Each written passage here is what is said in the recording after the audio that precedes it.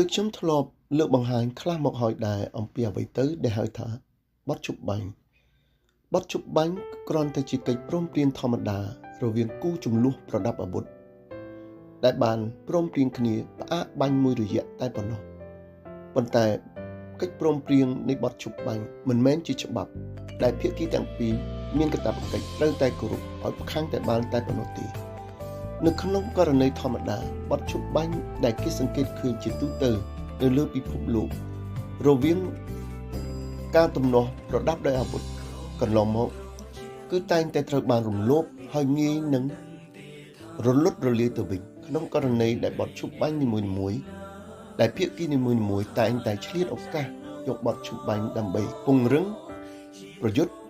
ដើម្បីស្វែងរកយុទ្ធសាស្ត្រនិងដើម្បីធ្វើចលនាកងទ័ពដើម្បីស្វែងរកភាពប្រៀបឈ្នះរៀងខ្លួនដូច្នេះបទជប់បាញ់គ្រាន់តែជាដំណាក់កាលអន្តរការមួយប៉ុណ្ណោះប៉ុន្តែវាមិនមែនជាច្បាប់ដែលមានមាត្រាដាក់ទណ្ឌកម្មឬបង្ខិតបង្ខំឲ្យគូភាគីណាមួយត្រូវតែគោរពក្នុងករណីដែលគូភាគីទាំងពីរពុំទាន់រកឃើញតុល្យភាពនៃកម្លាំង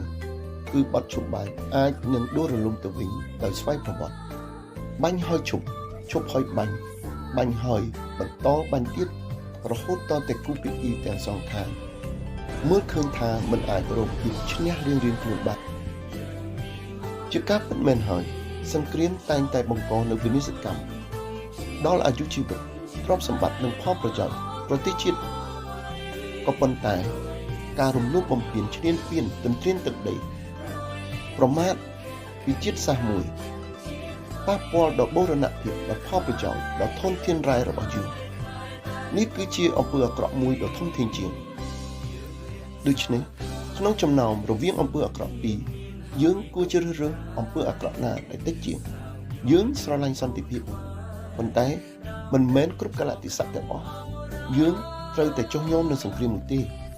ទិសដៅនៃសង្គ្រាមគឺដើម្បីសន្តិភាពវាប្រៀបដូចជាទិសដៅនៃការងារអញ្ចឹងដែរគឺដើម្បីសម្រាប់លំហែ